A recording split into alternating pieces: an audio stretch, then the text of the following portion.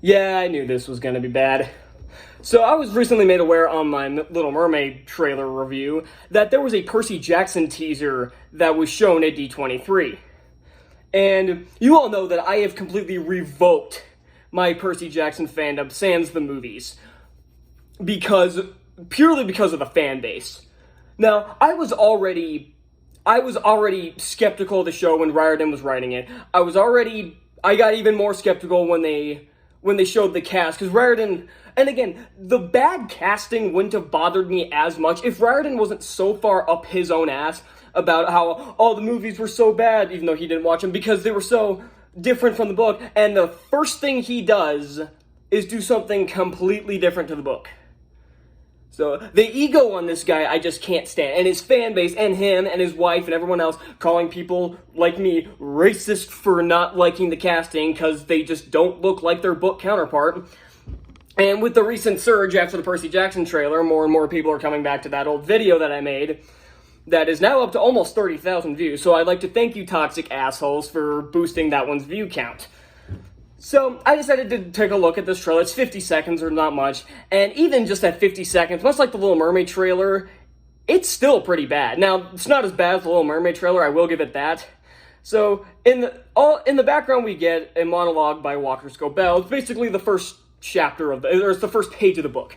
And that in and of itself isn't terrible, but he sounds so bored. He sounds like he shotgunned a bottle of NyQuil before he started recording. I don't know why. Logan Lerman's monologue at the opening of Sea of Monsters wasn't great either, but it still had some vocal inflections to it. Here he sounds like he's just reading the book out in the middle of class.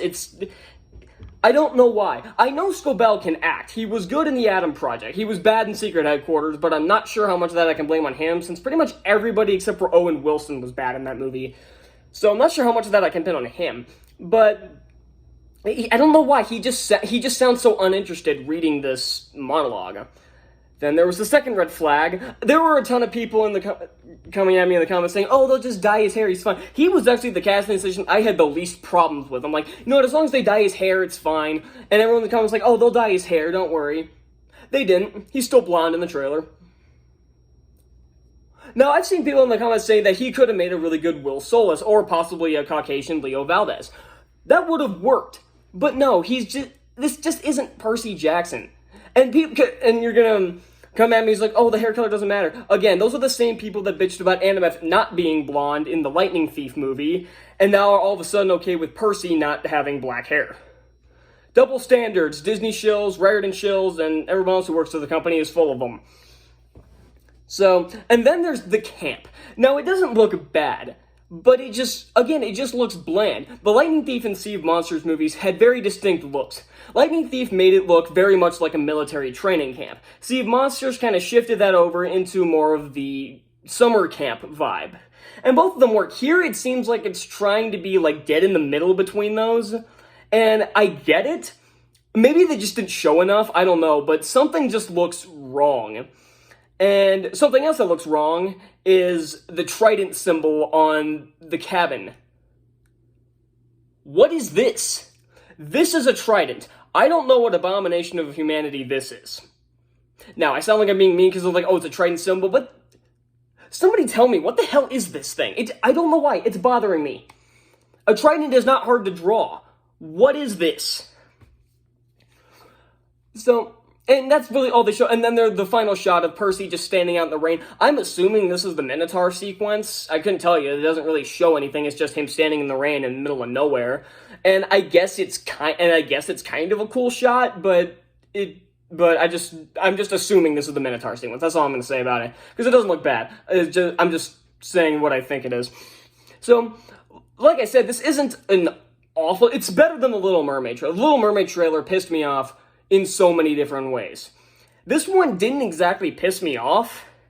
Like, Riordan and the fans are the people that have pissed me off about this. So, yeah, it's not the show itself. And, again, this being a show, the books are too thin to make into a show. This is going to have so much padding to it, I guarantee it, and it's just going to drag it down. And I'm assuming one of the characters they showed was Clarice. Grover and Annabeth are noticeably missing from this trailer, and I have a feeling that was deliberate. I could be reading too much into this, but I think the editors knew all the backlash they got for the poor casting, so they kept them out of the trailer. That's just my speculation. I could be reading too much into this, like I said, but that's just my personal theory, because they knew the backlash they got, so they just showed Percy. And who I'm assuming is Clarice. She has the spear and everything. She's got the armor on, so I'm just assuming it's Clarice. If I'm wrong, I don't care. But yeah, this trailer didn't inspire any confidence. I figured it wouldn't. It showed surprisingly little. Like, I'm assuming the show isn't finished because it doesn't come out till 2024. But this was just all kinds of bland. Again, like, the Little Mermaid trailer was cringy garbage. This one just... There's just nothing here. And that's mainly the problem. If it had pissed me off, I probably would have let it go. But it seemed like they played it overly safe with this trailer. I don't know.